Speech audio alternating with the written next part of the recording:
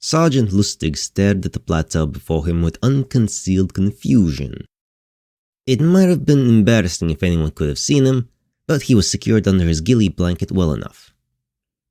A distant nephew of the Captain Lustig, who had served under the near-mythical Caiaphas Cain, he had been raised with his uncle's stories about the mad things they had done in the Emperor's service, like confronting a demon of Slanesh with nothing but las rifles, or running a brood lord over with a salamander. Nothing his uncle had ever told him, however, prepared him for this. A creature, so huge it could have passed for a titan if it were chrome-coated and bipedal, was jumping around on a group of Chaos Marines in the valley below. A few cultists were scrambling to escape it, but the Marines themselves seemed to be either transfixed at the sight of it, bleeding to death where the monster had crushed them, or carrying one of their fellows with the silliest looking top knot Lustig had ever seen off to a waiting rhino. The creature was easily shrugging off the few pitiful shots that were aimed at it, and Lustig had to remind himself that he was looking at anti-tank missiles. The monster finished off the few Marines and cultists that were left quickly enough, and stared at the departing rhino as if contemplating chasing it. It seemed to decide against it, and swept its malevolent gaze across the landscape, pausing for a moment on the spot where Lustig had noticed a Nurglite demon watching the carnage. The demon waved at the huge beast and wandered off, and the colossal creature continued to sweep the valley. The vast creature's gaze fell upon Lustig's position, and Lustig opened his mouth in a silent gasp of terror. The creature seemed to grin from its bizarre, many-fanged mouth, and threw itself forward into a running lope that devoured the distance between them as fast as it had devoured the Chaos cultist that had tried to jump on it, moments after it had jumped on the top-knot Marine's shoulders. Lustig screamed in pure, gut-wrenching horror, throwing off his ghillie blanket and sprinting for the monocycle he had left at the base of the hill behind him.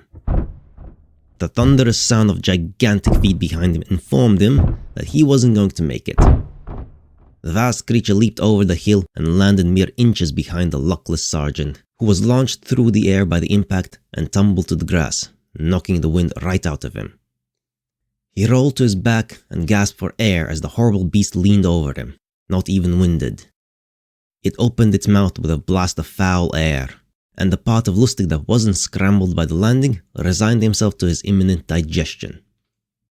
"Do not run from me, mortal." Lustig blinked, his panicked mind wondering if the Munitorum had dispatched a Sanction Knight to rescue him. Certainly the voice echoed in his mind as well as his ears.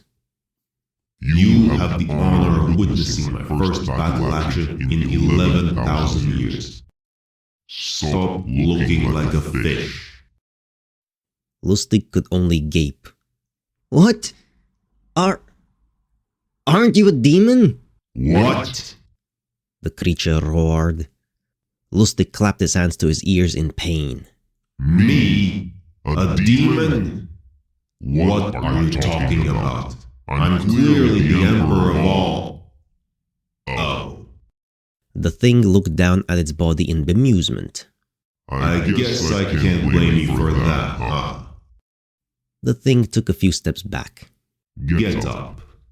Lustig scrambled to his feet, his legs understandably wobbly. The creature continued. "I hadn't realized I would look like this forever. This will make the job a bit harder, won't it?" "I'm consorting with a demon," Lustig told himself, giddy with fear still. "What do you mean?" he asked aloud, waiting for sanity to reassert itself. It didn't. "Well, first thing first, I'm going to tell that crew-cut walking recruitment poster who calls himself Remute Gilliman to man the fuck up and grow his neck back. I survived 9,000 years without running water. He can regrow his jugular. Honestly." There really didn't seem to be too much to say, Lustig thought, so he kept silent. He just stared at the creature, and eventually it spoke again to break up the awkward silence. "Tell Creed I like what he's done with the place." Then, with a crack of displaced air that nearly sucked Lustig back off his feet, the thing vanished in a purple cloud of mist. Lustig collapsed again, staring at the rapidly dissipating cloud as if it would spit his wits back out. Well, he thought to himself, at least I can finally one-up my uncle's stories.